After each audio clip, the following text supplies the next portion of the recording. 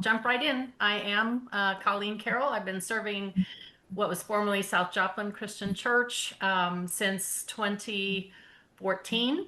And this is our relocation story.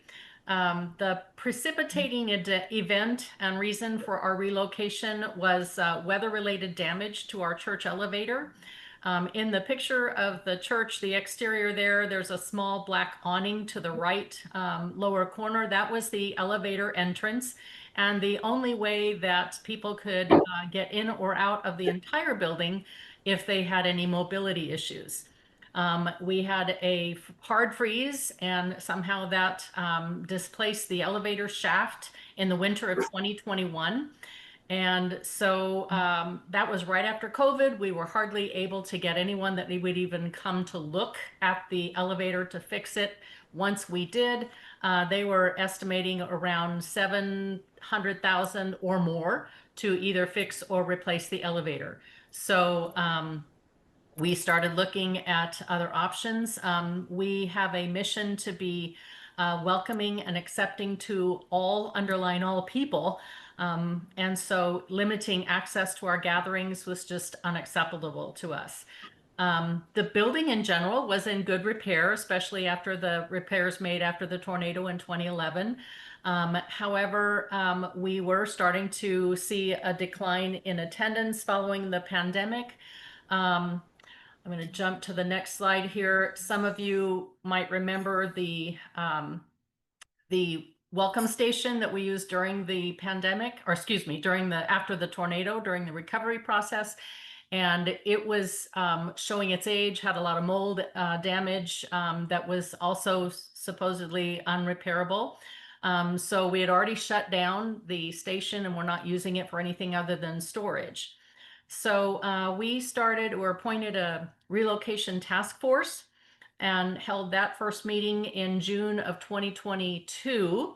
And we had several listening sessions with the members of the congregation to hear their thoughts and to see what kind of consensus we could reach. Basically, people were in agreement that it was time to sell the property and to either lease or purchase elsewhere. We obtained a appraisal for the entire property, which was almost a whole block, city block. We had all but one house that was on the corner of the block. And the initial appraisal was for 1.2 million, which sounded pretty good to us. We thought we could do a lot with that. Meanwhile, word started getting around town that we were looking at relocating, and we were approached by two other congregations in town, and both of them asked us about swapping properties. They were located on the outskirts of town and interested in doing ministry, more closer to downtown. After we toured their properties, we decided we would be swapping one set of problems for another. They were both larger properties that it would involve a lot of remodeling and maintenance, and we weren't interested in that.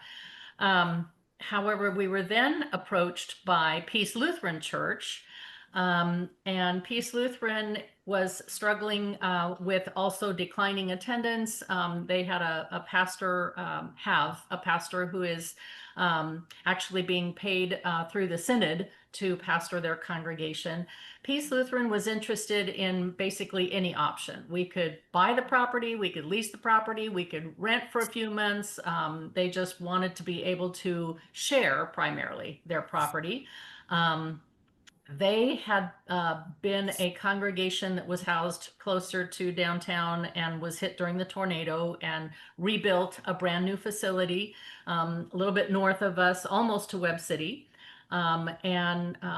Their average worship attendance is about 15 people on a Sunday morning.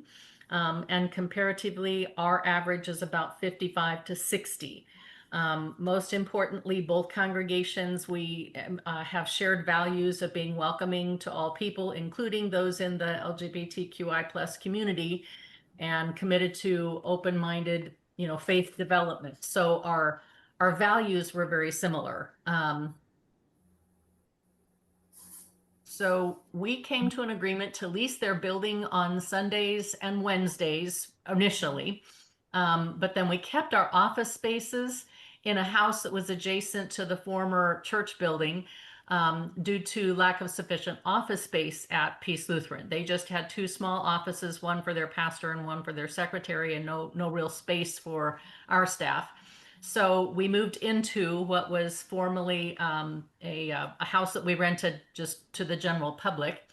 The agreed upon amount for the rent per week was $500. And we entered into an initial 6-month agreement in November of 2022. So they worship at 9 a.m. They don't have any other Sunday school or any other morning programs other than an occasional meeting. So they worship at 9. We worship at 10:45 after they vacate the sanctuary. We did form what we call a Life Together task force that has 3 members from their congregation, 3 from our congregation, and then both pastors, and that's how we try to keep communication going. We had to have 2 very large rummage sales to reduce the amount of the goods that we kept, and we placed what we couldn't take with us to Peace Lutheran in a storage unit. A few of our members are storing some things in their own homes. Procedurally, we asked each ministry group or department in the church to walk through their particular area to determine what should be kept or moved or sold. And then we also set up a special task force to oversee the moving process in general. We listed our property on Pearl with a member of the congregation that's a trusted realtor.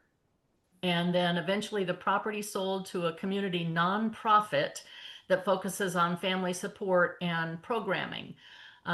They did not want the 2 houses that we owned on the corner, including the one that you see before you. So we realized a profit of roughly $650,000 while we retain those 2 homes there that we've been renting out.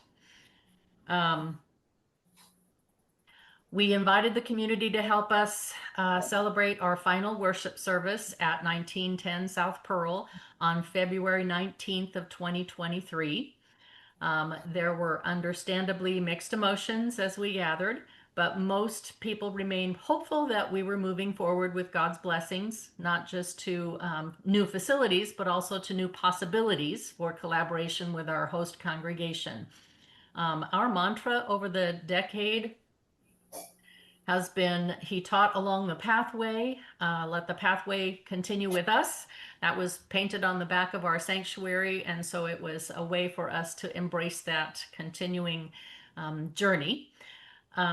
So once we vacated, we had an extended lease with Peace Lutheran Church following the sale of our property, and we reached an agreement with them to purchase their property for $290,000. and to provide rent-free access to Peace Lutheran then in return for the duration of 25 years. So they realize a monthly sort of income each month. So they did not obviously get the sale amount that they wanted for their church, but each month they realize an income on that. So we closed on the property in June 11th of 2024. So, whoop, something happened there. Are you seeing that slide? We see still the South Joplin back of the sanctuary. Okay, hang on. There we go. There we go. So,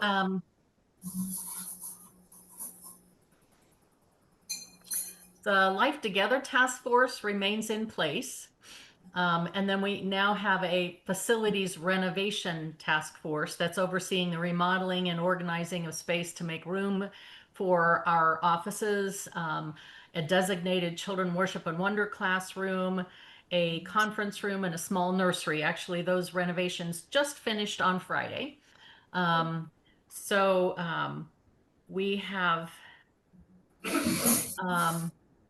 at some point in the future, we may expand the footprint, including an expanded sanctuary space to accommodate a baptistry, which the Lutherans just have a small baptism font, and then chancel choir space and space for a handbell choir.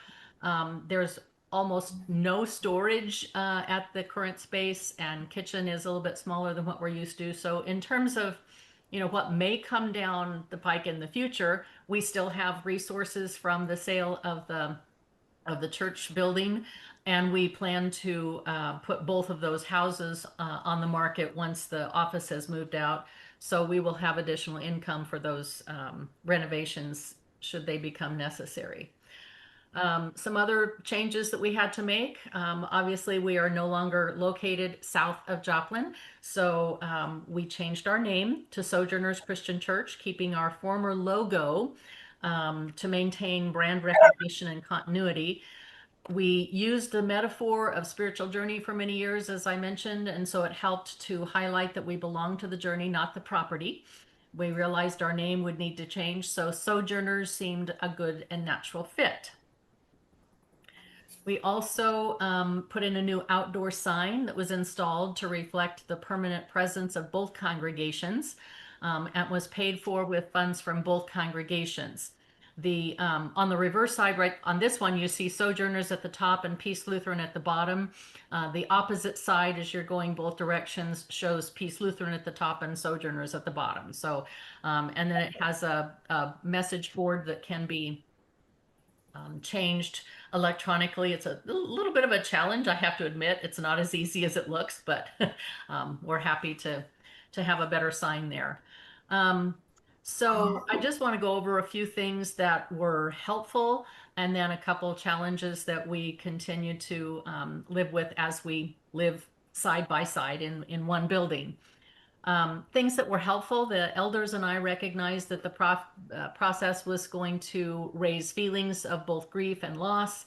And we did our best to maintain hope along the process and to be the encouragers of the process. I'll say the congregation in general is not contentious or anxious and places high levels of trust in our eldership. So for other congregations that are maybe looking at the same possible changes, just want to emphasize that it can't be understated as an asset in these types of circumstances to keep the lines of communication open. Tell people who they can direct their questions to, be open and understanding, and definitely very pastoral in those helping to alleviate anxieties.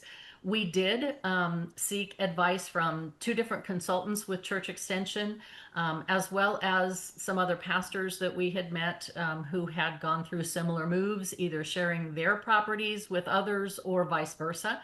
And everyone, has different suggestions that were helpful, but no 2 settings are identical. So we also kind of just had to go through things as they popped up.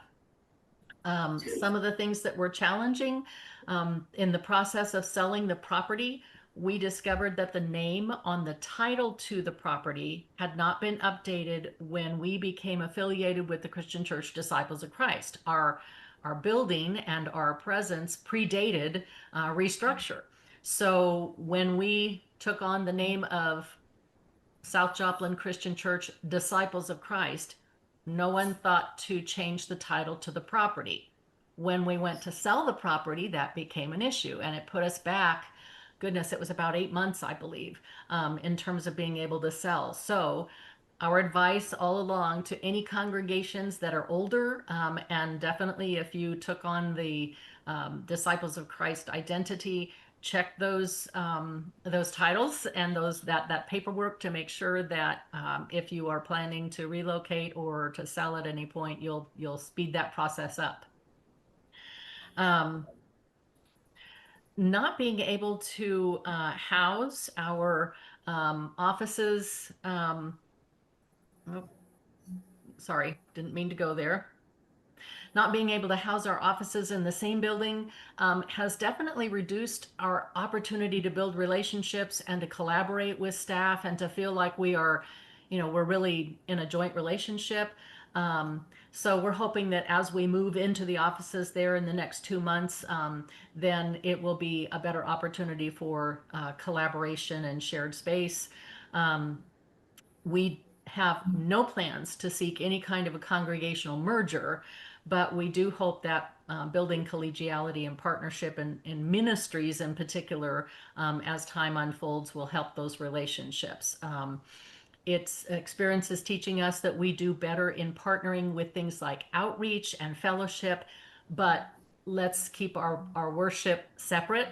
The Lutherans have a much different style of worship than we do, and our efforts to hold joint worship have sometimes felt a little bit just awkward, and as we have to navigate, whose communion style, whose liturgy are we going to follow, and that sort of thing. So better to work together on just about everything except for worship, and leave that to a separate endeavor.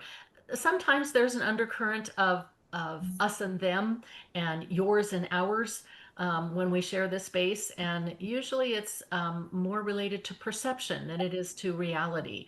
But it can breed mistrust and discontent. So it's a good point to keep that Life Together task force operating, and trying to be very honest when somebody is concerned about something, and not hedge around the bush about what the issues are. So honesty and transparency is helpful too.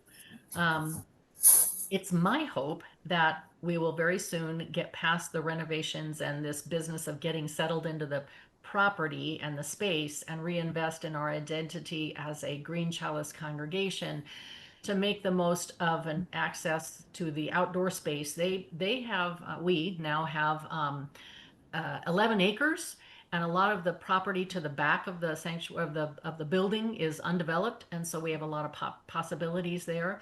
They have already had a labyrinth installed there and in use, so we look forward to being able to use that. They advertise a conservation space with walking trails and a prayer garden and so forth. So those are new opportunities that hopefully, once we stop being so focused on building and facilities, we'll be able to enjoy. So just in case there are people that want to reach out and have more in-depth conversation, you can reach me at pastor@sojournerschristianchurch.org. The telephone line situation is for the church is relatively inaccessible right now. So I just prefer, if you need to reach out by phone, you can call or text at 573-480-0225. If you want to check out our website, we continue to keep trying to update. So that's sojournerschristianchurch.org. And that's all I